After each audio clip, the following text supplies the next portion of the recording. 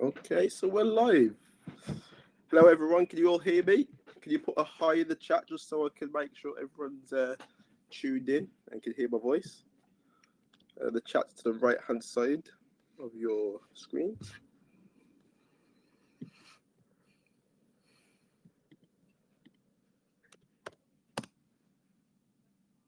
Thank you very much. Brilliant, brilliant. Can see it all coming in now.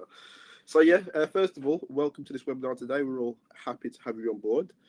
Just some housekeeping. So we will have some handouts for slides today. So we're going to have slides presented by Rachel. We're going to have them as handouts as well, just in case anybody wants to read into them. We've also got a chat, which you've noticed, most of you, where you can ask your questions in there, and we'll get the questions answered by Rachel towards the end. And towards the left of the screen, you'll see like a CPD button. If you click that, that will give you a link to get your CPD accreditation when you need it. So that's to the left. We've also got speaker profile buttons as well. So just in case you want to follow Rachel or Ruben on LinkedIn, you'll be able to do so.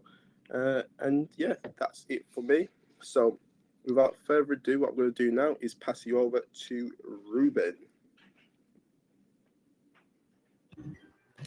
Thank you very much, Liam, and thanks for having me here. I'm honored to be with you today, representing Luscii. I've been with the team of Luscii for over a decade, and one of the projects that is in the limelight today is one that I'm closely involved in, but also very proud of. I've been implementing Luscii in over 6 different countries, and since 2019 in the UK.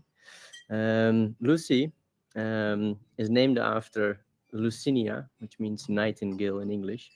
It was Florence Nightingale who, in her time, managed to revolutionize healthcare by using data and new ways of collecting input from her patients. And in this digital era, we try to do a similar thing. Luscii was born in the Netherlands over a decade ago. We've done over 350 implementations across 11 countries. Well, we've had a focus on user experience since day one. And as I said, we landed in the UK in 2019. We've enabled digital health services all over the country. And we believe that true impact comes from services that are adopted at scale across the whole system. And even though today I'm sat in the mountains of Austria, I actually look up to the speaker that I get to introduce today, who has set up a service for Airedale, and it's my honor to introduce Rachel Binks. Thank you very much indeed, Ruben. It's really kind of you. And I was going to mention that you're up in Austria in the Alps, and that's why there's a bit of noise and music behind you, but I don't think it'll disturb us. So hello, everybody. My name is Rachel Binks. I'm the nurse consultant and clinical lead for the Digital Care Hub at Airedale. And I'm going to talk you through a number of the services that we deliver from the hub, and also give my apologies, or Rachel's apologies. The operational lead, Rachel Woodington, who's our Digital Care Hub manager, can't be with us today. But hopefully I'll be able to tell you all that you need to know. And please do ask questions and put things in the chat. I'm really happy to answer any of them. So what I'm going to do first is just talk about the last few years, really, because obviously developing and establishing a digital care hub doesn't happen overnight. And we've actually been delivering services remotely, virtually, for the last 15, 16 years. And we started with our service that we call Careline, which is for prisoners, for offenders in prisons, where we deliver outpatient consultations remotely so that those prisoners, those offenders, don't need to be brought out into the local hospital to be seen. Obviously, sometimes they do, but what we try and do is reduce that so that there isn't the need for the escort cost, there isn't the need for the travel, and there isn't the need for those offenders to have to come out into public NHS trusts and that sort of thing, which they don't particularly want to do quite often, as you can imagine, because they can be a bit embarrassed. And the business case speaks for itself, because actually the savings that the prisons make on escort and transport costs cover the cost of our service easily. So we've been doing that for many, many years, and we're about going on for half of the prisons across the country, actually delivering outpatient consultations, which are obviously planned, proactive, remote assessments. And then over the next few years, what we tried to do is lots and lots of little small scale pilots. And you can imagine sort of pre-2010-11, it was very difficult to get commissioned for anything that was virtual because people didn't really think that it worked. We've always felt that we did, and we've always been very lucky with our senior leadership in the trust. We're a small acute trust in West Yorkshire, quite a rural trust really, and we were quite lucky in that our senior leaders did support remote virtual assessments and that sort of thing. So we've always been very supportive in what we've tried to do. And eventually we developed the digital care hub in 2011. On the back of some of these small scale pilots and supporting people in their own homes with virtual assessments and that sort of thing. But eventually had to go into a joint venture with a company called Involve and developed a service for care homes. So we're in about 700-800 care homes across the country with our Medicare service, which is our video assessment for care home residents. And at the same time, we were developing a service around end of life. All our services, apart from the prison service, 24/7. So we developed the Gold Line service in about 2013. We've just had our 10-year anniversary. And that's for people in the last year of life. So 24/7 support, usually by telephone, but we can do video assessment as well for people who are wanting to be at home and to be cared for and to die at home. And over the next few years, to sort of 2017-18, we continued developing those services, particularly the care home service and the end of life service, and obviously continuing with the prison offer as well, until we decided that we wanted to go back to looking after people in their own homes again, because all these, part of the end of life service, were broader than one person in their own home using their own device. And that's really where MyCare24 became established. So we wanted to look at a service that was for people, the personalised care for people in their own homes with long-term conditions that supported them to stay at home.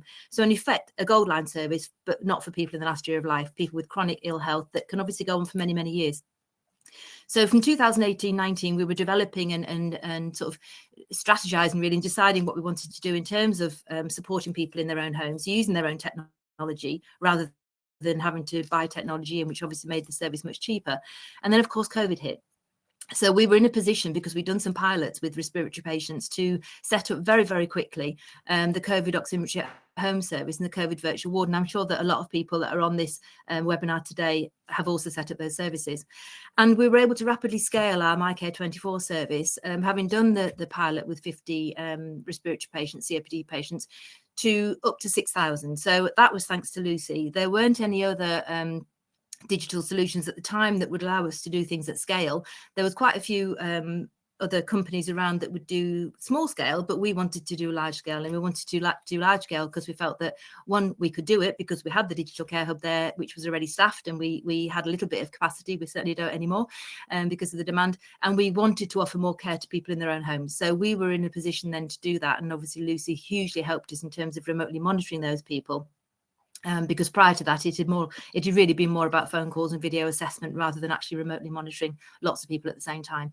And we've since developed our COPD and respiratory virtual ward, where we actually have people that need more than just the routine monitoring that we can do, and we do every day through Luscii. I'm just actually trying to, on my slides there, and Liam can perhaps help me. I can't see my next slide, Liam, unless I can do. The toggle's gone where I can actually go to the next slide. Liam in the room still? Oh, yep, there we go. Fine. It's come back. Thank you. Okay. Oops. Sorry. I'm going back again now.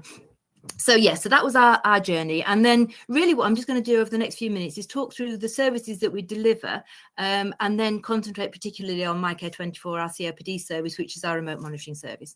So I mentioned the care home service in Medicare. So we deliver as I say, in nearly 800 care homes across the country. And it's a call centre. You know, we coordinate calls for care homes so that they get what they need. Many of the calls that come through, around about 50%, we manage alone with the care home staff, and we don't need to refer on to anybody else. But around about 40% we refer on to primary and community care in their locality, and about 10% we call an ambulance for. So you can see we have these wallboards that are really, really helpful. They tell us who's in the queue, how long they've waited, how many of our staff are online, and we use all this data every single month to report back to our commissioners. In terms of other data, we've got some wonderful BI and some wonderful information management technicians in the trust, so we can look at how many calls we have every week. For the video calls for care homes, it's over 1,000 calls a week. We can see average time to answer. We can see how long the longest wait time was. We can see calls that are abandoned. We can look at our performance based on 85% calls answered within 5 minutes. And you can see the top right-hand graph there. We can actually, and the bottom one actually below that, you can actually see the calls coming in at a certain time of day. So we can actually staff according to when the calls come through. So all this data hugely helpful in our digital care hub to make sure that we're as efficient and cost effective as we can possibly be. We also have a lot of data around all the different services. I've mentioned Goldline, which is our end of life service. You can see the number of referrals we get every month. You can see our caseload size is about 3,500 for those people in the last year of life in our local area. You can see the number of consultations we do every single month, around about 2,000. You can see our care homes again, the number of referrals every month, around 18,500 in that caseload, around about 4,000 calls every month. MyCare, when we're looking at our MyCare COPD service, an extra 300 people came in that month, 4,000 on the caseload at that point. This is a few months ago, and at 1,500 to 2,000 calls every month. So you can see really helpful information here that shows us, and you can see how the data shows how our consultations are going up every single month and the patients on the caseload, etc. So really helpful for us in terms of managing our clients' expectations and also our commissioners to make sure that we're keeping a really good value service offer for them. So in terms of impact, I mentioned about the care home service, and we do a lot of work around falls in care homes because a lot of our calls are for falls. And what we were worried about a few years ago was a number of patients who fell in care homes who were then conveyed to hospital who actually didn't really need to be. It's not particularly helped, I have to say, by the NICE guidance, which sort of suggests everybody on anticoagulant has to go in and have a head scan if they've bumped their head or had an unwitnessed fall. But we've actually managed over the years to get conveyance rates down to between 10 and 15% for people that fall in a care home, of which we're very proud. And obviously that makes a huge difference in terms of people that are unnecessarily going into hospitals, and also is quite good at deciding whether or not, in terms of advanced care planning, what those people need. You know, if people are falling a lot, we can actually get falls assessments and things in for them. We look at stop fall medications, which I can mention in a moment, because we do prescribing and that sort of thing. And we have a pharmacist works within the hub as well. So we can actually look at medications, do reviews to see whether or not people need to stop some medications and reduce their risk of falling. So this is the kind of data that we look at. You can see almost 90% of the time there's no onward referral to anybody else, but we do call an ambulance when we need one. And we can, in this case here, there was around about 360 calls, 314 of which were not onward referred. We do call an ambulance in around 10%, as I mentioned, if people need to go to hospital for further review, but we don't do that unnecessarily. And obviously people in care homes can call us back anytime, 24/7. So in terms of risk, the risk is mitigated because they can call and get their call answered by a clinician whenever they need that. I mentioned stop for medication and triage and medication reviews. You can see we look at anticholinergic burden. We can look at medications that people are on, and this goes right up to about 22. So that's a number of people in care homes are on 18, 19, 20 plus medications, which feels uncomfortable to me. I don't think people should be on that many medications, and medication reviews are crucial, really, in this cohort. We do prescribe now across the country for people for our services, and that's all done through System 1 electronically, which is absolutely brilliant. That was halfway through the month, but you can see it's going up and up and up. About 120 prescriptions were done this month. We try not to do too many. We don't do repeat prescribing and that sort of thing. We just do prescribing based on our assessment at the time if somebody actually needs medication to support them in their care. And in terms of governance, it's brilliant because we can actually see every single member of staff, what they've prescribed, how often they've prescribed it, who they've prescribed it for, and make sure that we're working within our formula and within our scope of practice. So we do that every single month. We have governance meetings to review the medications. Goldline, I mentioned, is our end of life service, and you can see here some wonderful data around referrals. This was a big peak here in April 2020, which of course was COVID, which was dreadful. Although it did make people start to realise that virtual assessments and remote monitoring actually does work. So that's one of the few benefits, I think, of the pandemic.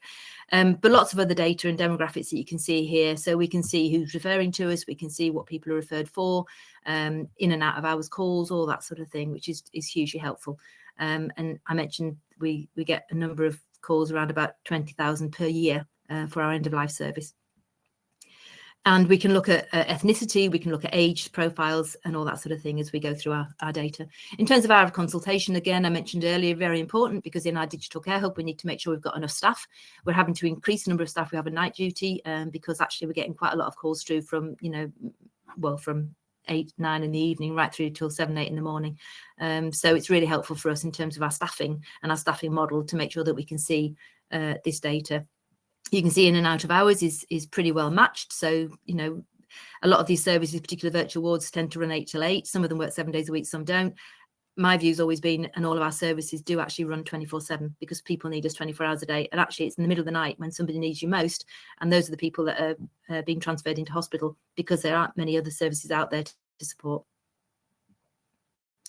In terms of impact, this was for our end-of-life service, as I say, and around about 40%, 4 in 10 are not known to palliative care, interestingly. But what we've managed to do, apart from saving money, is reduce the number of people who are actually dying in hospital. So in our local area, which is where we deliver our Gold Line service, although we are going to expand slightly just beyond our borders, only 13% of people in the last year of life die in hospital. Those are on Gold Line, and average across the country is over 40%. So we know that things like Gold Line, which coordinate care for people at home, really work extremely well. There are some videos here that I'm hoping when you download, if you want to download the slides, you'll be able to see them. This one's only about 5 or 6 minutes long. I'm not going to play it now, but you can get it on YouTube, and it shows you the end-of-life service, which we started about 10 years ago. And the gentleman who stars in that, who lost his wife very sadly about 10 years ago, actually gave us an update a couple of months ago, 10 years on. So that's there as well if you do want to have a look. I've lost those slides again, Liam. I don't know how I can get back to... Oh, there we go. Moving on. So I'll leave those videos for people if you do want to look at them in your own time.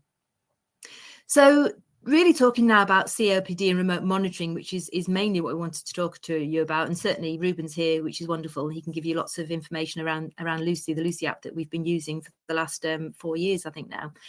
The NHS plan, obviously, respiratory disease affects 1 in 5 people in England. It's one of many long-term conditions, and it's something that we can see huge numbers of people being admitted to hospital for, and that's what we're trying to not prevent, but reduce. There are many people that come into hospital that probably don't need to come, but don't feel that they're getting the support that they need, or don't feel the support is around them in order to allow them to stay at home. And I mentioned our Gold Line service, where we do that for people in the last year of life. So we really felt that we could also do that for people who are not in the last year of life, who have long-term conditions that can be managed quite safely at home, as long as they've got access to clinicians and support staff 24 hours a day. So in terms of our MyCare COPD service, what we actually did was look across our local area. You can see here, our local area is quite rural up into the Yorkshire Dales, but then does go down towards Bradford and Leeds, so it's all quite urban. We're sort of based here between Skipton and Keighley. And when we worked out and looked at our the prevalence of COPD in our area, we used all this data to work out in our business case how much it was going to cost. And it's around about 70, for 6,000 patients, it's around about £73 per year, which we thought was money well worth spending. We also worked out that if we actually reduced unscheduled activity by about 7%, the cost became neutral. And if we reduced it by 30%, there was a huge saving to be made. So when we looked at the data, we had around about 14,000 patients in our local area of 600,000 population with COPD, and around 8,000 with moderate, severe or very severe COPD, which is why we set our target at 6,000, because we felt we needed to try and pick up most of those people if we possibly could. Our prevalence is slightly higher, and probably because of sort of Bradford and Leeds, the urban areas. And we looked at the call-outs in the year prior to us starting the service, where there was a number of call-outs for people with breathing problems and conveyances in our area that we wanted to see if we could reduce. 1 in 10 people with COPD and BDC had been in hospital, and their length of stay was around about 4 days or more. And a lot of appointments were being taken up. This is pre-COVID with, in primary care with COPD and respiratory issues. So what we decided to do was obviously choose our cohort, which was these 6,000 people in our local area. We wanted to be able to remotely monitor them using an app, which we had piloted already with our respiratory pilot. And we'd also used through COVID oximetry at home service and our COVID virtual ward. And we wanted to say to these people, look, you've got 24/7 access to qualified healthcare professionals in and around you. We can get people to you if you need that. But what we really want to do is stop you coming into hospital if you do not need to come. So don't call 111, don't call 999, call us, because what we can do is get a clinician on the phone, do an assessment either by telephone or video, and support you to proactively manage yourself and your condition at home. And the whole point was trying to keep people healthy and happy at home, obviously, but also to reduce not only costs, but the dependence on healthcare services, which we know and knew 4 years ago were hugely stretched. And we wanted to do this at system level. We wanted to recognise these benefits of the whole system, not just for a small cohort of 30 patients, but for the whole system, the whole of our ICB really, which is why we wanted to do it at scale. And obviously we wanted to evaluate this, having embedded it, evaluate the impact. We're actually waiting for a study that's been evaluation that's been signed off by Health Innovation Network and is sitting at the moment, we think, on Amanda Pritchard's desk, ready to be signed off. And I'm going to share some of the data with you, but it's not been published yet. We're hoping it'll be published very soon. So what we did was we went from our pilot of 50 patients to 6,000. Now that's a huge ask, and you can imagine the kind of staffing levels and support that we needed to do that. We obviously also wanted to introduce the app to people, but didn't want to make people use it if they didn't want to. So we have paper diaries as well that people can use. They don't have to use the app if they don't want to. And we send packs out to everybody to make sure that they can have that choice. We support them proactively to manage their condition. And what we're trying to do is get them to use the app if they possibly can, because there's so much more detail on that than there is just on the paper diary. And obviously we can immediately see when there's a deterioration or there's an alert. Whereas if somebody's using a paper diary, they actually have to still ring us and let us know that there's a problem, but we give them the guidance as to when to call. So in terms of the data and things that we've got, you can see gradually over the months and weeks and months, we've increased in terms of the consultations, over 1,000, going on 1,500 a month, this up till last year. And in 90% of these people that have called us, we do not refer on. We manage those issues, those concerns in our hub with our clinical teams, supporting people to stay at home. And 1%, just over 1%, we referred to an ambulance for somebody to be admitted to hospital, which obviously does need to happen occasionally. What we're now doing with our tech-enabled virtual ward is that sort of 1% of patients for whom we might request an ambulance. We're actually thinking about the virtual ward for them instead of hospital. And that's obviously getting a team, community team into support, obviously monitoring them more often, more frequently, so that we can work out early warning scores, and if there's any deterioration or improvement, getting things like IV antibiotics to them at home if that's what they need, and nebulizers and that sort of thing, and support from skilled nurses to keep them at home so that people like that don't come into hospital. We're also working very closely with same-day emergency care services, because obviously there's a lot of people that are coming into hospital who we can turn around very quickly and support with remote monitoring at home. So lots of different uses for services like ours once they're set up. You can see the reasons people call here as well. Often it's just for support and advice, but obviously clearly with COPD they can be very breathless and have chest infections, that sort of thing. Sometimes it's a query about their medication or their equipment. Sometimes it's pain management, general deterioration, whatever it is, we try and support them. And every single person is an individual. So when they're calling, we actually manage that case by case, depending on what they're calling with at that time. We use System 1, so we've got a really good view of the patient's record, their past medical history, the medications that they're on, their observations, all that sort of thing. And we obviously have Luscii, which Ruben can tell us a little bit more about, I'm sure, in terms of the alerts and the data that we get from that software, so that we can actually use that to support us. And we get to know our patients very, very well. We get to know whether or not it's normal for them to suddenly have perhaps a dip in their saturations, and that will pick up later in the day once they start taking their inhalers and that sort of thing, or if it's completely unusual for somebody to suddenly have a dip, and then obviously we need to step in very quickly. We use the alerts for Luscii, that I'll show you some slides of in a moment, but we also encourage the patients to call us as well if they're worried about anything, because sometimes it won't show up. They're getting a bit scared or a bit breathless, and sometimes that doesn't show up on the remote monitoring, and obviously they can call us whenever they want. So in terms of the app, this is what they see, and they can put in all sorts of things. They have a COPD questionnaire. We can put in things like weight, their activity, all that sort of, the blood pressure, heart rates, that sort of thing. And there's little videos and information education on the app as well that they can use to support them if they're not quite sure, if they've got a query. But obviously they can also call us 24 hours a day if they want to ask a question. And what happens is they put their observations in. Every week they'll do their questionnaire. Every day they'll put their observations in, and more often if they're not feeling very well. And we get alerted if there's an observation that comes through that's outside of the threshold for that person.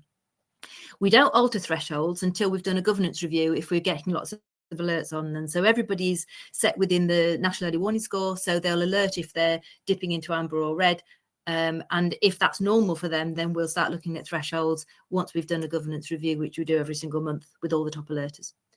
And you can see here that we can contact the patient by video, by telephone, by messaging. They can call us. There's all sorts of ways of contacting somebody, so it doesn't just have to be through the video or through the telephone. They can SMS us too, and we can actually message them. So if we notice that something's not quite right, then we can text them to say, "Are you okay? We've noticed that your sats are a bit low today," or something like that. So get this real sort of two-way communication between these patients, people that are being cared for at home. And in terms of some of the views that we can see on Luscii, you can see here, we can very clearly see, I hope these are clear for you, but the background's very white. But you can see in terms of oxygen saturation, we look at all sorts of different alerts, but in terms of oxygen saturation, this person here was tootling on quite nicely around about 90%. Was sort of up and down 92, 93, and then suddenly dipped to less than 88% here at the same time as we had an alert for sputum as well being increased, because they put amount of sputum they're coughing up and that sort of thing in there as well. So we immediately got onto this person, and what it does, it just helps us identify really early when somebody's beginning to deteriorate. So as soon as he started to dip, we could actually see that dip, intervene really early, get support for him at home if he needed it, and try and stop that deterioration so that he ended up needing to come into hospital. And that's what our service is all about, is really getting in there really early and stopping somebody getting sick. And if they are getting sick, to recognise it very early and to do something about it. In terms of consultations, again, data that we have here, you can see we don't just do COPD, we do some other services with our MyCare 24 service. We have some patients, some Parkinson's patients. I'll show a little bit of data in a moment. We obviously had the COVID patients at the time. We have some frailty patients.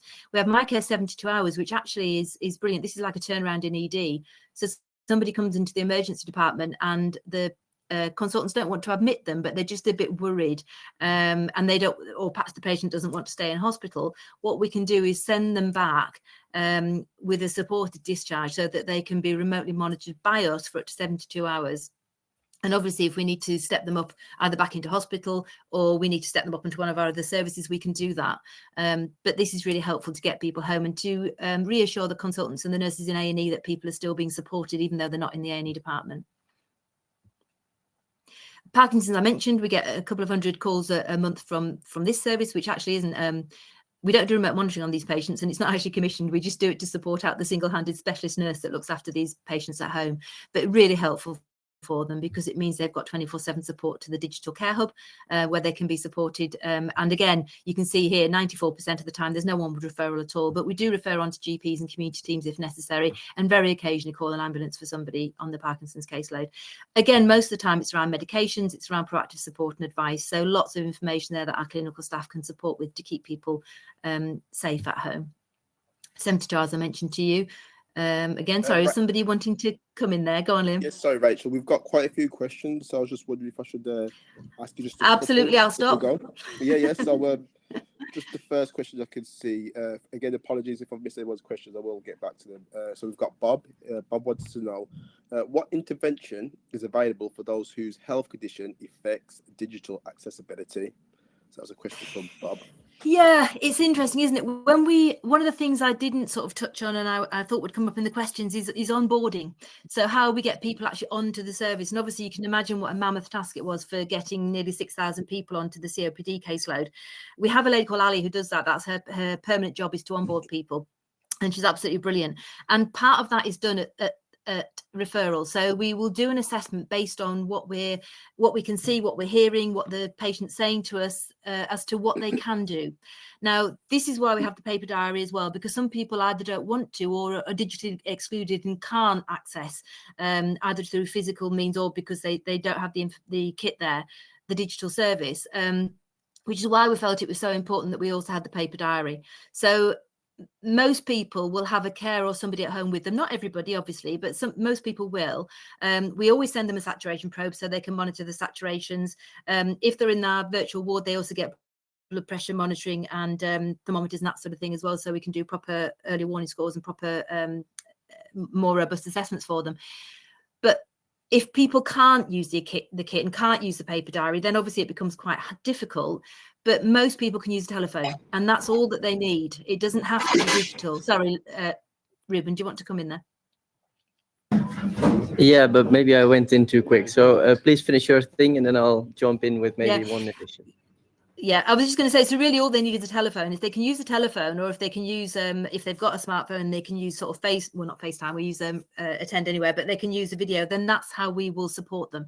As long as we can see them or speak to them, then we can support, and we can obviously see their System 1 records, so we can look at the past medical history, as I mentioned earlier, their medications, that sort of thing, see if they've had any input from certain teams in the community recently, in which case we can contact those teams and get them to go and do a visit. So they're not excluded if they can't use digital, but obviously it's much more helpful and much more useful for us if we can see all the data that we're wanting to see.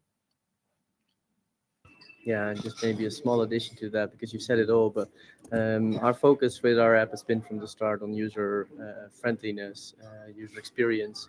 It's an app that works on every smartphone. We have accessibility features in our app, even for those who have difficulty hearing or seeing. If people don't have a phone, we can even send them a managed device in a box. But I think this is the core thing of what Rich has already been saying. We don't think digital should become a new one-size-fits-all. In the end, there is, I think, a strong value in adding a separate track. In this case, the paper diary.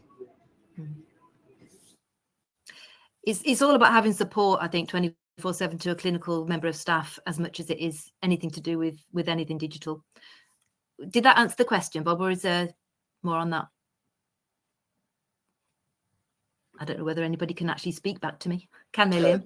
No, but No. I believe so. He hasn't put anything in the chat. I'll just ask you one more question before you go back to it. And again, people, we will have a Q&A at the end where you can fire your questions away to Rachel and Ruben. So just from Ollie.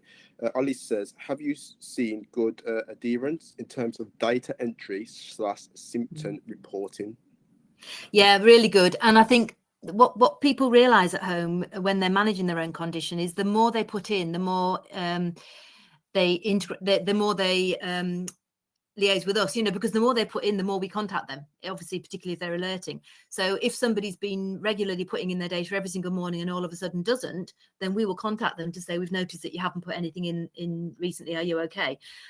So it's a real two-way service. People obviously accessing us if they need us, but we can also access them to make sure they're okay. So yeah, people seem to be very compliant with putting data in if they want that help and support. And this is all about self-help, of course, and monitoring your own condition with our support, and managing it at home, because it's their long-term condition. All we can do is support them to manage it how they want to manage it. We can't make them take medication. We can't make them call us or put their observations in. But many people are very compliant. Thousands, yeah.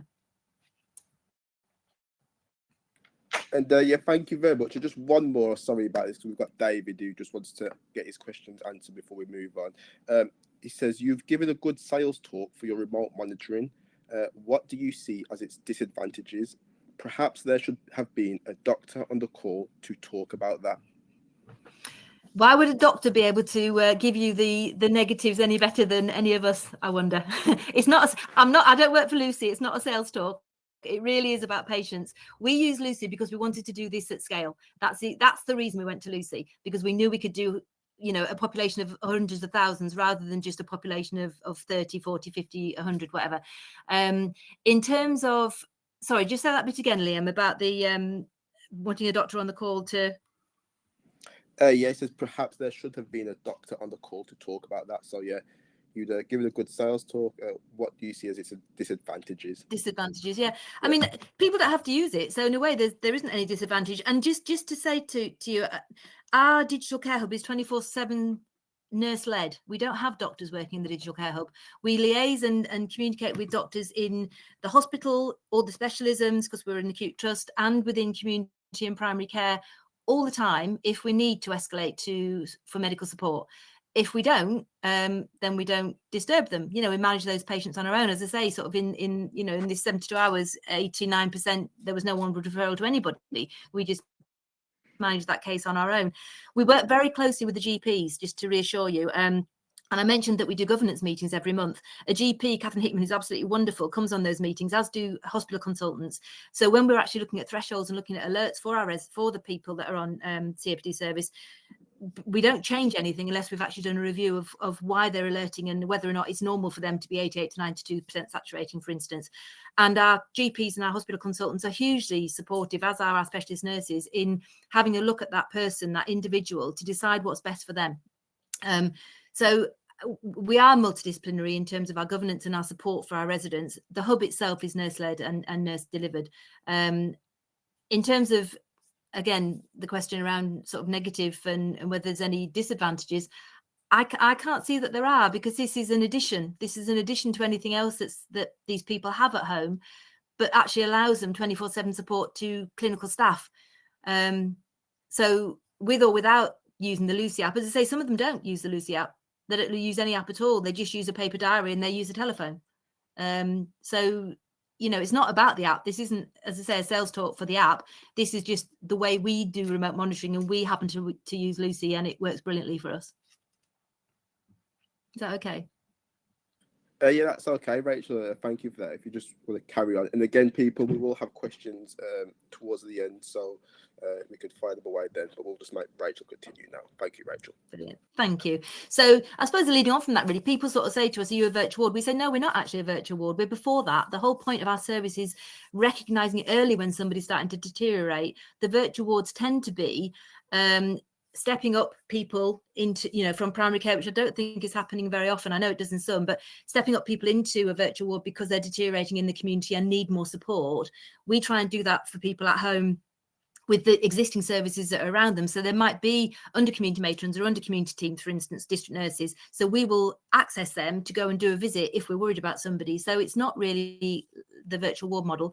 And in terms of step down, we certainly do that. So if we have people, as I mentioned earlier, that are in the same day emergency care or in the emergency department or on our wards in our hospital or in Bradford, our neighbourhood trust, if we've got people that we think, or they want to go home, but we really are a bit worried about them and feel that they need further monitoring, we absolutely will send them home with remote monitoring. So we can support them in that way as well. So again, it's not the virtual ward that's been described and defined by NHSE. It's either side of that, but we do have a virtual ward, as I mentioned earlier, where we can actually put people in who are not well, who are either deteriorating or have just come out of hospital, who we want to monitor more frequently. So that's what our digital enabled virtual ward allows us to do as well. This is one of Rachel's slides, and I said Rachel obviously couldn't be here, but don't limit your challenges, challenge your limits. And I think that really is in response to the fact that we didn't have a limit to the number of people we wanted to support. We didn't just say we've got 30 beds, we've got thousands of beds, you know, not beds, but support for people who need it. They're in their own bed at home, but we're actually supporting them. And in terms of the challenges that we've had, staffing wasn't so much of a challenge because we already had the digital care hub operating and the other services that I mentioned to you at the beginning.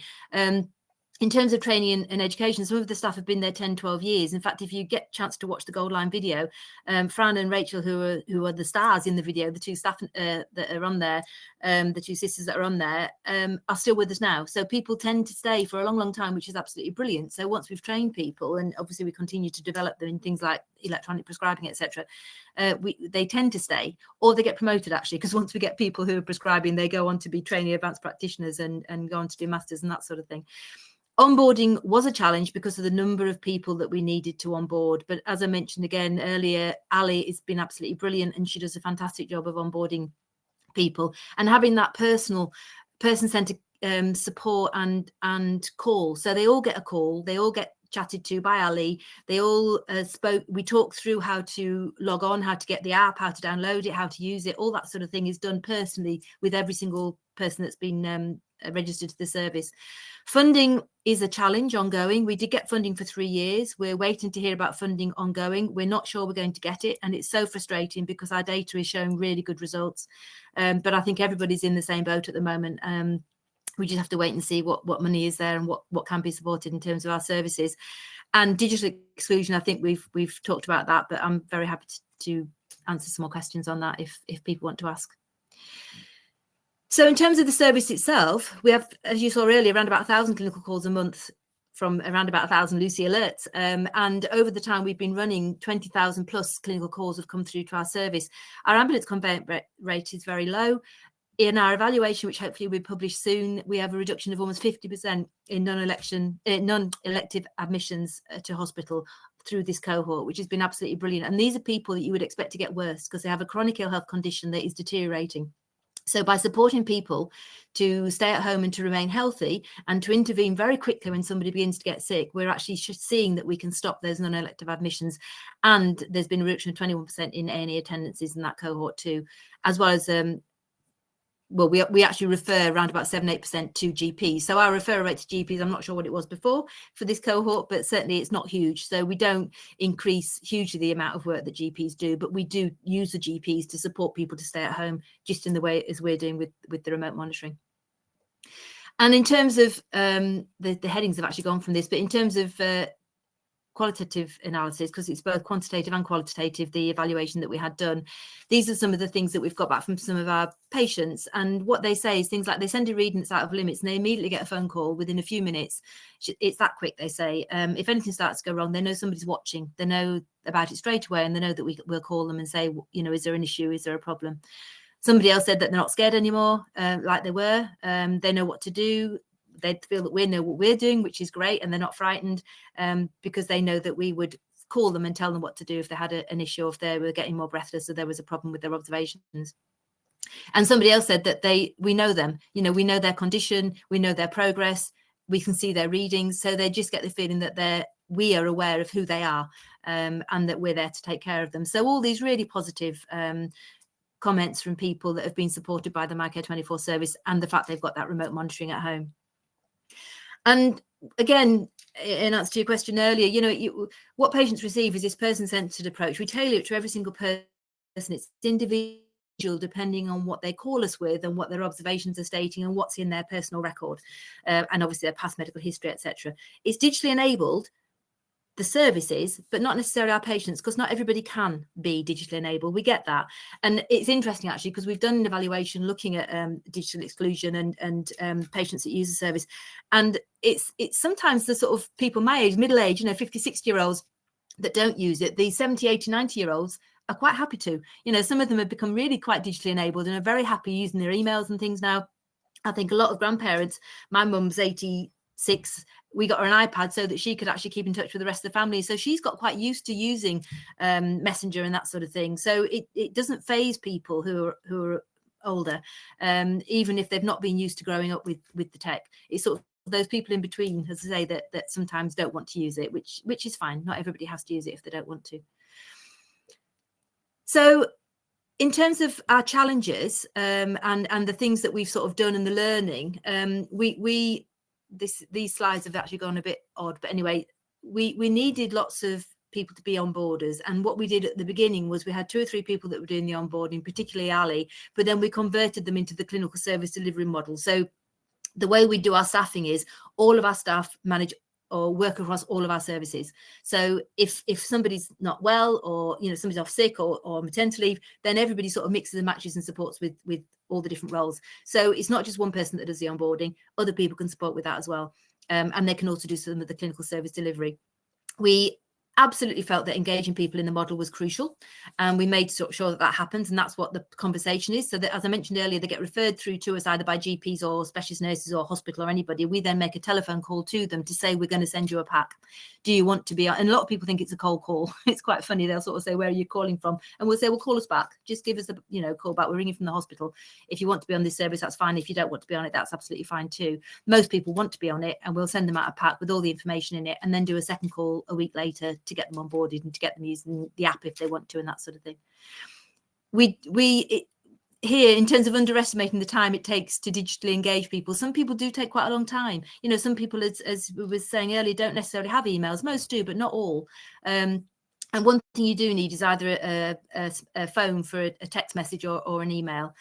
So sometimes it does take a little while, but we don't skimp on that time. You know, we take as long as it needs. We need to do that ongoing engagement as well, because otherwise people don't remain active. So we need people to be doing those proactive calls and making sure that people are fine. If somebody hasn't put any data readings in for a while, we'll give them a call to make sure that they're okay.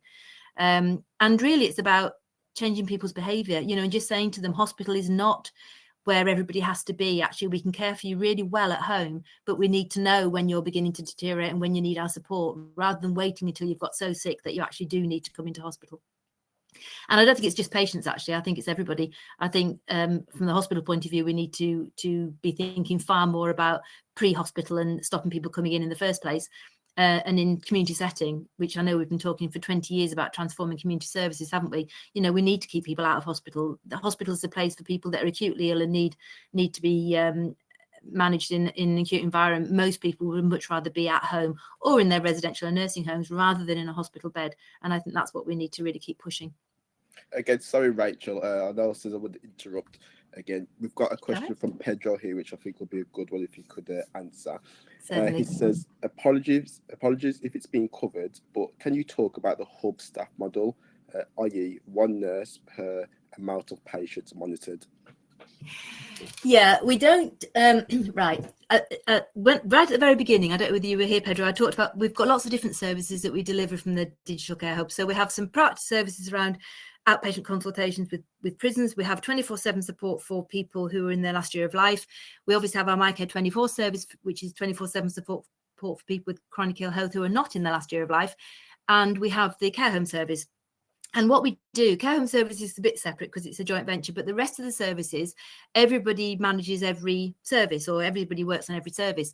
So if we've got lots of tasks that are coming through and lots of alerts that are coming through, we'll move people onto the alerts. So in terms of staffing, it's quite difficult to say how many staff we have for the number of patients, and we can do it much more efficiently because we have a number of services all being delivered from the hub. If we were setting up from scratch 24/7 support for people at home, then we would need 6 nurses or 5.6 nurses, whole-time equivalents, to have one on 24 hours a day. And that allows for a bit of annual leave and study leave, etc. Now, if we only had one person on 24 hours a day, if we've got 5 calls, 4 people are going to have to wait quite a long time. So in terms of the staffing model, we look at all of our data, we look at all of our calls coming in across all of our services, and we staff depending on how many calls are coming through. So we have 2 nurses and a band 3 call handler support staff who does tasks and that sort of stuff every night, 8 till 8 or 8 till 8:30. And during the day, we increase our staffing through the busiest time. So we start off with about 7 people in the morning, a couple on sort of MyCare and Gold Line, and 5 or 6 on the care home service. And we increase that throughout the day till we have about 9 on duty. And then we reduce it again into the evening when the workload reduces. So to try and tell you how many nurses we need per number of patients is almost impossible. What I will say is because we were already at scale, when we started our MyCare 24 service, we were able to do it very efficiently because we already had staff that were there 24 hours a day. So we were adding bits onto the services that we already had and looking at our capacity to see whether we had the capacity to actually do some more calls with the staffing that we had. So it's really hard to answer your question. We have in our Digital Care Hub around about 50 staff. I think 31 or 2 of them are clinical band 6 and 7 staff, mostly band 6s, but we have 4 clinical team leaders as well who do quite a lot of the engagement, support the staff, do the PDRs, do, you know, all the stuff that band 7s normally do in every other walk of NHS life. But we also have a number of band 3s who take who are call handlers, who manage the tasks for us, who call the GP practices when we need to do an ongoing onward referral, who send messages to different teams to say that we've seen somebody. You know, there's all sorts of other work that happens. We also have admin support, and we also have somebody that manages all the System 1 information that comes through, so that when we're altering templates or improving, you know, doing a service improvement, we've got somebody that can support with the admin of that. So difficult to answer your question because the hub is really very much like a big department with lots of different people doing lots of different things. As I mentioned earlier, there's no medical staff in there. It's all nursing and support staff and admin staff. But we are based within the acute trust, so we can call on our medical staff and our specialist nurses whenever we need them. And we do on occasion do that. Does that help, Pedro, or not really? I don't know whether you can give Liam a thumbs up or down. I've only got a couple more slides, so I can take the slides down in a moment and then we can have a proper conversation if that would be helpful. Yeah, that's fine. Pedro says thank you. And yeah, if you could just finish the slides. Thank you very much, Rachel. That's great. So again, the heading's gone from this. I'm not quite sure where it's gone to, but I think it's disappeared. In terms of where next, you know, obviously we want to make sure and maintain the service that we offer to the patients that have got the COPD service, as well as all the other services that we deliver from the Digital Care Hub. And look at our data, constantly looking at our data to make sure that all the engagement that we do is meaningful. There's no point wasting our time doing engagement if it's not necessary, or not doing the engagement that we do need to do to make sure that patients really feel that they're supported, and that we use the data to do that. If people aren't taking digital offer, then obviously to support them again to do that. And we're also looking at self-supported or onboarding, so that people can onboard themselves rather than us having to do it for them. So Rachel Woodington, who couldn't be on this call, actually did some work with Doctor, I think it is, one of the other solutions that we use, where we could send out a bulk email to everybody who was registered within their GP practice as having COPD, to ask them if they wanted to come onto the service. So instead of asking our GPs to send us lists that we then had to telephone everybody, we could automatically send them out a big bulk email that they then register themselves on. So that was really helpful when we realised that we could do that sort of thing. Resources and facilities and videos and things, again, we can develop those. We can put on there whatever patients want. And obviously we're delivering the COPD service, but I'm sure Ruben will tell you that they do lots of other pathways as well. There's heart failure pathways, cardio. There's all sorts of other things that people can use to support them to stay healthy and happy at home.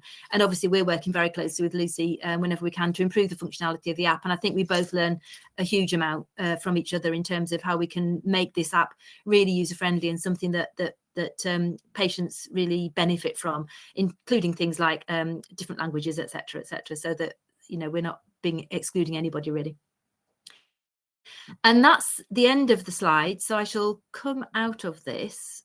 I don't know whether that can come down, Liam, now, or whether I have to do it. Do I? No, I can't do that, I don't think. There we go. Liam's taking it down. So any questions from anybody, I'm really happy to answer. And I hope that I have covered some of the sort of keys of success really to managing remote monitoring at scale.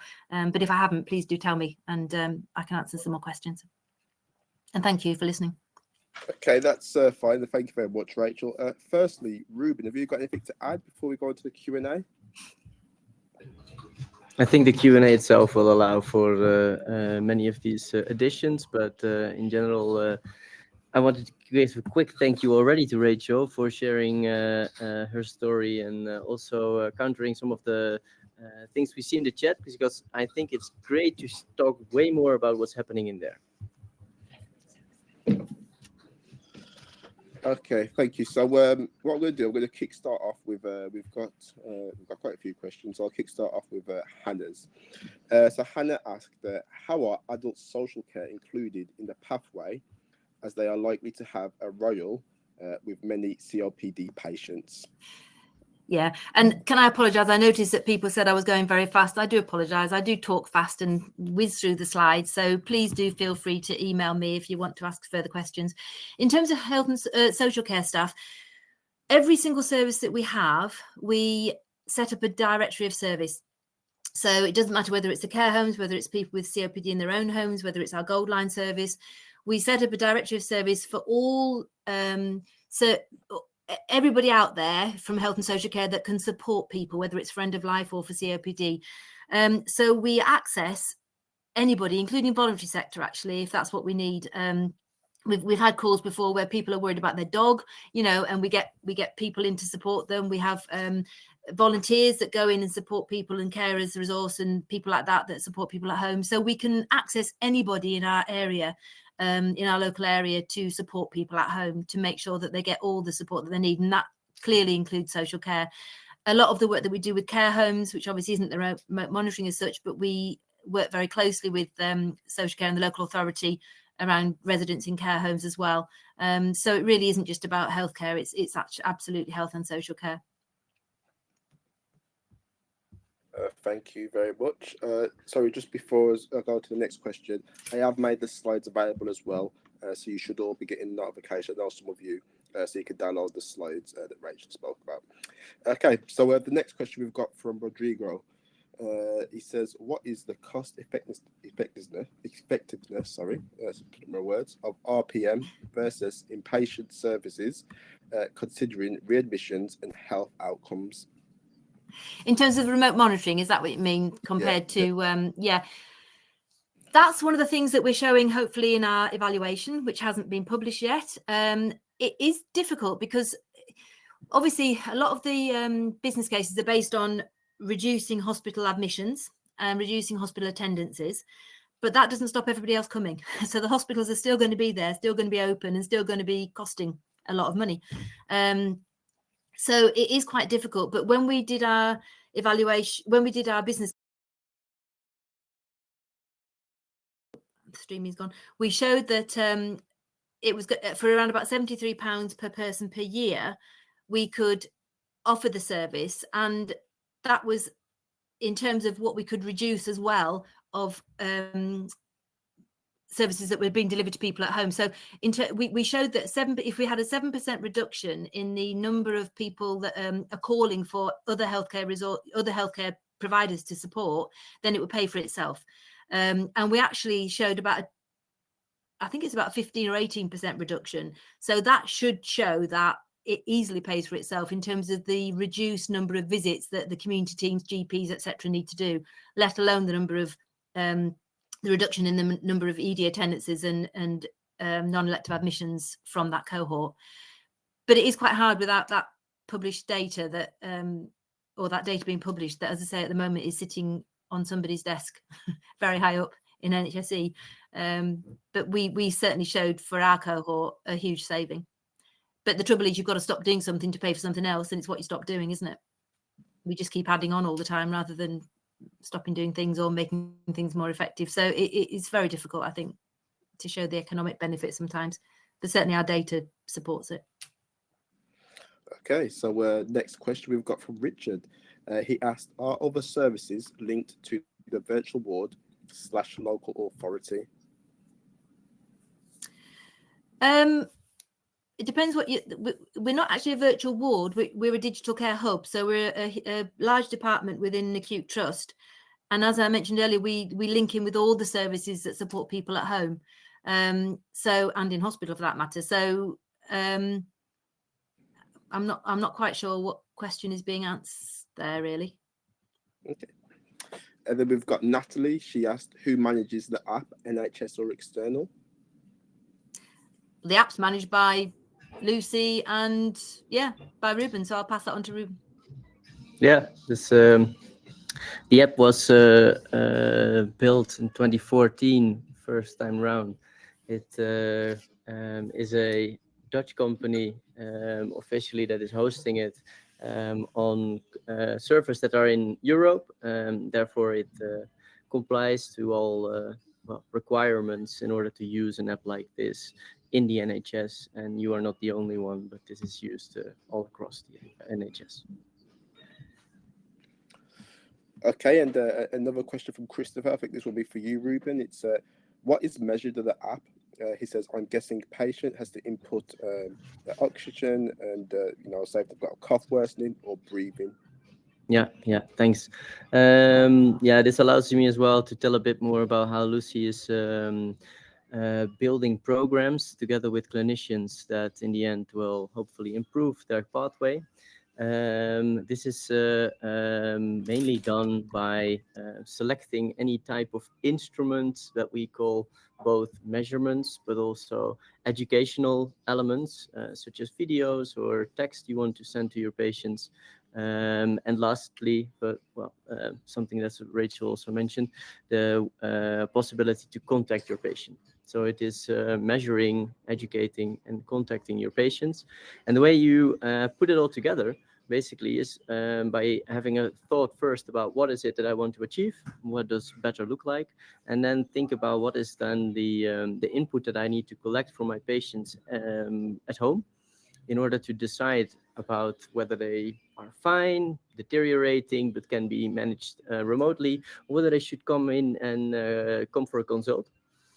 With the COPD program that is being used in Airedale, it is indeed oxygen sets combined with a couple of questions that are more about how does a person feel compared to their normal state of being. And this is turned out to be a very helpful way of measuring a condition of a patient next to validated questionnaires such as CAT or the other ones for COPD. because it really shows you directly whether people feel that they are doing worse than they did before. And that is in the end the single most important thing to track for people with COPD. Yeah, and it allows us to input, to like I say, track their trajectory, and also to bring in more services quickly and when they need it, and not put them in when they don't. I mean, one of the most useful things that we do, I mentioned earlier, is that we look at the alert every month. We look at the top alerters, and we've done all sorts of things through that, looking at people that have been alerting. We've referred people back to GPs or secondary care for lung reduction surgery if that's thought necessary, by the specialist nurses and the hospital consultants and things. We just sort of look at what's happened over not just that 1 month, but 2 or 3 months, because some people alert month on month, even though we're inputting and intervening and specialist nurses are going to visit. But often what we find is that's a very small amount. Actually, what we often find is somebody will alert a lot 1 month, and then actually one of the specialist nurses will go and do a visit, do some inhaler techniques, do some training with them, and they stop alerting. And it's absolutely brilliant when you see things like that. Sorry, there's something's just popped up in front of me as I was talking. Oh yes, sorry. It's a question from Shelley. I didn't know it would pop up on the screen. It says, you mentioned low numbers of onward referrals. Do you consider referring patients to the voluntary sector, such as home from hospital, who can visit at home and look at supporting with social support needs? That often reduce readmissions by addressing non-clinical issues, which often contribute to ill or Yeah, absolutely. As I mentioned earlier, we have a directory of service. So if we think that that's what people need, that's absolutely what we will do. And the staff that answer the calls, they get to know, particularly the top alerters, really, really well, and what they want and what they don't want. Because some people don't want to be messed about with and have lots of people coming to the house, and other people want lots of support. So it really is very individual based on what they want. But yes, we have access to every service, from hospital at home to voluntary care sector to social care to specialist nurses. We refer to community matrons, for instance. If they're not on the caseload and they're clearly deteriorating or need some input, then we'll refer to community matrons. If they've had a lot of steroids recently or been lots of antibiotics, we'll refer back to the GP. So we do a lot of that management of that person based on what we see during our governance meetings each month. So it's ongoing. It's not just, we don't just look at the data that's coming through and forget about it. We constantly manage that person's condition and support them to manage their own condition throughout the days, weeks and months really that they're using the app. Okay, thank you very much. And what I'm going to do, I'm just going to press the questions that'll appear on the screen for you. So this one's from Dylan here. I think he was asking for some email addresses. He's doing a research bid. And he just wanted to... Mine's rachel.binks@nhs.net. So rachel.binks@nhs.net. I can't see. I was trying to type into the... I might be able to do it now, but I'll put it into the chat, and then anybody who wants to contact me. If people want to visit the hub as well, we every month on a Thursday afternoon, we have a sort of an afternoon where people can come and visit to see what we're doing. So do feel free to let me know if you want to come. Okay, and let's go for the next question. So I'm just going to try to get through these as quick as possible. So we've got one from Hannah here. Yeah, I read that one actually. That's an interesting one. Yes, if the GPs want to see it, they can, because they can. I think again, Ruben will probably answer this one for you. But anybody who wants to can log in, can't they, to Luscii if we give them permission to do that? So they could follow the trend. They could look at that person. They could look at just one person that they're caring for, on their cohort, on their caseload and whatever.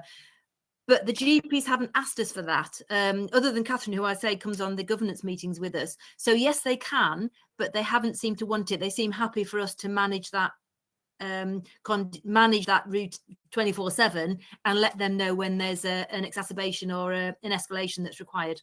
But the answer is yes, they can see the data, as can all community teams. But I think the thing I probably didn't mention early enough about this, because we're there 24/7 and it's a digital care hub and there's always somebody there seeing the dashboard, we see the alert immediately. If you've got a community team or a GP that's busy doing other things and they haven't got that window open, they won't see the alert. I think that's true, Ruben, isn't it? If they're not logged on to Luscii. So we're logged on all the time. And the reason we're logged on all the time is that we see immediately when an alert comes through. We're literally 24/7 immediate response. I think community teams and GPs can't be that. Yeah, like I said in the beginning, I think like the work you're doing is a great example of how you've managed to go up and scale a service. And in the end, I think, well, most hospitals or trusts, they start with one pathway, one department, doing the monitoring on the department, and maybe spread to a couple of pathways on the department, maybe even multiple departments. But the true like leverage of well, benefits at scale, they come from centralizing the monitoring and therefore managing a service that in the end is managed by one team, but still like services many departments or even other organizations in not just the trust but your whole system. And the question in the end, Lucy, if you want to make it very simple, it's just a filter. It filters patients and their conditions or their current state, and tells the next person in line who needs to know whether they can help this patient or not. And if they can, they will. If they cannot, they will refer to the next nurse or doctor involved. And right. I think like the last one, where you're also heading towards and also manage to do with other services, is to have a system or a service that runs across the whole system. And therefore also the data needs to be accessible by all professionals in the system. Now, this is partly done by giving people access to Lucy, and then they can just see whatever is being monitored on Lucy. And secondly, of course, is also by integrating with the EMRs from the different providers and ensuring that the data can be found through there. Yeah. Liam, I've just seen your question as well. Yeah, research been exploring the environmental and healthcare benefits of hospital at home health hubs. Really happy to have a conversation with you about it. You've got my email address there if you want to email me. And also, Shelley, welcome. Hello. I didn't realize you were here, hospital at home. Yeah. No, I know we haven't referred to you, but we know we can. You are in our DOS. I'm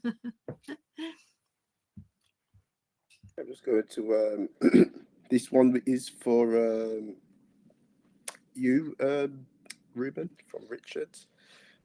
Does Lucy own patient data record in the app?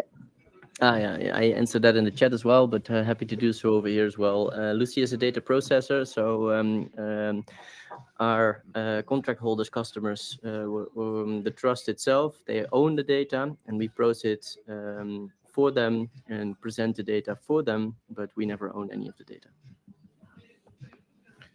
That's fine. We've got a question here from Daniel. Can you all read that? Yeah, how's the Respiratory Society plan to address challenges stemming from non-hospital environments? That I don't know. I don't think I can answer that one around interference from electrical devices, etc. Challenges, non-hospital environments. In terms of cost for the electrics or interference, I don't know how they're expected or planning to do that from a Respiratory Society point of view. I mean, obviously, we have the devices in people's own homes and they use it without problem. If there is a technical issue, we manage that technical issue with Lucy's help, with Ruben's help. And if they can't use the tech, then they can use a paper diary. But in terms of equipment and things, I'm not sure that I can give you any better answers than that, I'm afraid. Okay, this one's from Bob. Oh, sorry, Daniel. In high sensitivity device for testing ultrasonic sensor devices. Yeah, we don't use devices like that. We just use SATS probes and things. Yeah, you're talking about things like nebulizers and that sort of thing, Daniel. It isn't something that we manage. So we coordinate the services that would then bring those kind of things in if people needed them. We don't actually deliver anything other than the app and the SATS probes and pulse oximeters and blood pressure cuffs and things into our virtual ward, which actually can be done. Bluetooth can be used for Bluetooth as well. A COPD patient would have a SATS probe in terms of that question, David. And as I say, if we put them into our virtual ward because we want to record more observations, we'd give them a blood pressure cuff with thermometer, which can be done Bluetooth. Although I struggle a little bit with getting it to work Bluetooth wise, but because they input the data into the app, they can input the data themselves anyway once they've seen what the blood pressure cuff and thermometer are reading. And obviously it's not just based on what the machines are telling them. I know people are worried about using machines to diagnose. We actually have a clinical conversation with them. It's the equipment we use is to support our assessment. We don't just base our assessment on the equipment. So somebody puts in a low SATS reading, for instance, the first thing we'll do is have a conversation with them and do a video consult if we can, using Attend Anywhere, so that we can actually have a look at them and make sure that they're not that it's an accurate reading, and that if they're deteriorating, we get some input in there really quick. Okay, we've got one from Christine here. This is similar, isn't it, around energy sector and giving people money. Again, energy payments of £300. We don't give them any equipment. That's not what we do. It's the other services that will deliver, respiratory services that will deliver other equipment to them. And I would imagine would then support them to get funding to support their electricity bills and things. The fast response question, Jill, that you've answered there, if they deteriorate very quickly, then what we would do is get them into hospital and get an ambulance to them, and we would organise that for them. We sometimes have referred, and we've had some issues with referring to out-of-hours GPs if we don't think they need an ambulance yet, but getting an out-of-hours GP there very quickly is a struggle. So sometimes we do have to get an ambulance, even though actually we don't want to bring them in really. But particularly out-of-hours, there's not always a sort of critical response vehicle or somebody that can go and support somebody. And ambulance is often what we have to do. Sometimes we call an ambulance to do an assessment to see if they think they do need to go in. If we're really worried, or they're very breathless, can't speak to us in full sentences, that sort of thing. Got one here by Sunil. Yeah, in terms of English language skills, we have got different languages. We have got a really multi-ethnic staff group, which is great actually. So quite a lot of the staff can speak different languages as well. But we have a lot of this has been looked at in the evaluation that I mentioned that NHS England are hopefully going to sign off, because we did look at the demographics of the patient groups. And we do that routinely actually in our business intelligence, in our BI. We look at not socioeconomic groups, but certainly ethnic groups and things, so that we can see. Usually there's somebody there, if we haven't got anybody that can speak the particular language of that person, there's usually somebody there that has some English or some Polish or some Punjabi, depending on what we can speak. So, and usually when we've done the onboarding, obviously we've done that assessment as well, because we'll have had a conversation with the patient and their families to make sure that they can use the app or the paper diary. Sorry, again, we've got 5 minutes left. So again, if you've got any questions for Ruben and Rachel, can you just fire them now? Apologies if you asked questions earlier on in the segment. We've literally got hundreds. So if you could just fire away now, so I can directly get into Ruben. Put your questions in again if I've missed them. Yeah. I'm just flicking through to see if there's any. Oh, got a recent one there. Superstition, presumably listen to the chest. Yeah, interesting actually. Sorry, there's one here from David about listening to somebody's chest. You can actually get now remote stethoscopes, believe it or not, where you can actually put the stethoscope on their chest in their home, care home, or in their own home, and we can hear it in the hub. We don't use them. We tried Tighter Care, which is got a product that you can use, but there was so much bureaucracy wrapped up in it that we ended up not going with it. But yes, there are those things available. We don't use them. If we want somebody to have a chest auscultation, we'll get a face-to-face assessment. They're coming in fast again here. Let me just make sure that I don't miss any. Service ambulance staff skills of patients.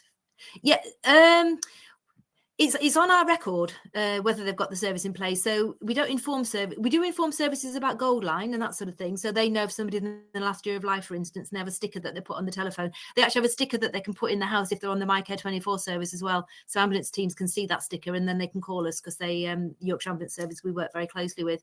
It is CQC registered. Yes, we are in an acute trust. So as with all the other, in fact, we're due a CQC visit coming up soon. We did have one 2018, got outstanding, but we didn't, not the trust, the service, but we were monitored as part of the community service for our digital care hub at the time. So we're actually quite looking forward to the next CQC. The whole trust might not be, but the services. So sometimes not really, sometimes you have them come in at the end mostly. Sorry, I can't. Oh, Hans is answering to David, I think. It is available for mental health patients. Yes, it's available to anybody. So even people that have got mental health issues can use the service. And actually people that are very anxious and perhaps a bit depressed and that sort of thing do, often people with long-term conditions have got some mental health issues too. So yes, absolutely, we would support people with mental health issues. Do you inform? Do we need to make the app even better or need to engage more regions? Hans, I think any region can be engaged. They just need to contact Ruben. And the app can only be made better if clinical people like ourselves support Ruben to make it better. So I would say yes and yes to both of those things, really. Rescue packs. I don't know about effect on rescue packs. A lot of our patients do have them, not all. We don't always encourage the use of them, though, because sometimes I think it's the first line of defense and it's not always the one that should be used. So we have Rachel, who's not been on the call, is one of our advanced practitioners, and she's absolutely brilliant. She was a community matron in a previous life. So we'll think about other things we can do rather than using rescue packs immediately if somebody's sort of tending to use that as a constant rather than a just every now and then, because otherwise we end up with all the problems with antibiotic resistance, etc., etc. Right,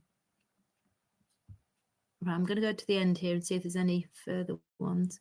Thank you, everybody, for your comments. It's really pleasing that you've enjoyed it. Yeah, I don't think there's any others there.